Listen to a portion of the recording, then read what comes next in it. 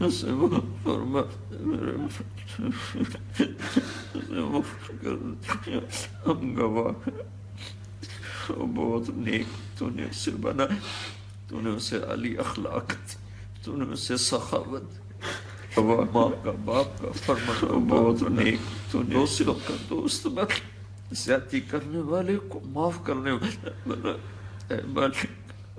20 سال کا تو میں گواہ ہوں میرے باپ، اس نے تیرے نغمے تیرے گیت کو، تیرے حبیب کے نغمہ کو آسٹریلیا سے امریکہ تک ہر بر اعظم میں پہنچا دی۔ وہ چلا گیا، اس کی آواز آج بھی گونج، اے میرے مولا تو اسے فرشتوں میں کھڑے ہو کر اس سے اپنے نبی کی نعت سن، تو فرشتوں کے مجمع میں اسے کھڑا کر کے الہی تیری چوکھٹ پر بھکاری بن کے آیا، اے اللہ تو اسے فرشتوں میں کھڑے کر کے کہنا کہ مجھے سنا، الہی تیری چوکھٹ پر بھکاری بن کے آج وہ بھکاری تیرے در پہ پہنچ چکا ہے، تو نے اسے اپنے راستے میں بہت، یہ ہمیں تسلی ہے تو نے اسے معاف کر دیا ہوگا، اس کے در اے میرے رب اس کے بچوں کی حفاظت فرما، اس کی بیوی کی حفاظت فرما، اس کے بھائیوں کی حفاظت فرما، اس کی بہن کی حفاظت فرما، اس کے دوستوں کی حفاظت فرما۔ اے مالک اس کے دوستوں نے، سہیل نے اس کا بڑا ساتھ دیا، کامران نے، سہیل نے اس کا بڑا ساتھ دیا، تو ان کے بچوں کی حفاظت ہم نے ہیرا کھو دیا، میرے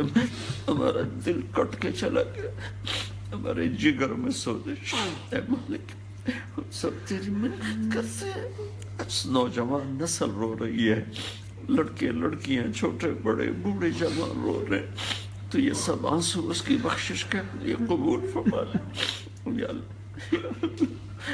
اے میرے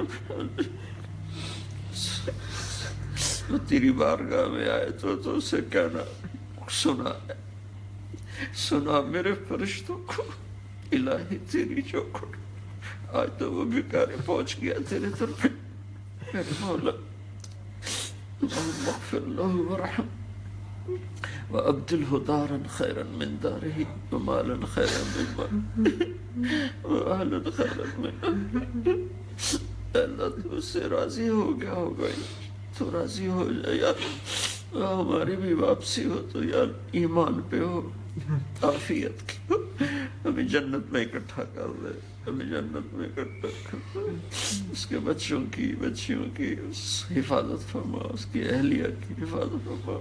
اس کے ماں باپ کی تو نے پہلے انہیں بلایا، ان سب کو جنت الفردوس میں اکٹھا فرما، وصلی اللہ تعالی نبی الکریم، آمین۔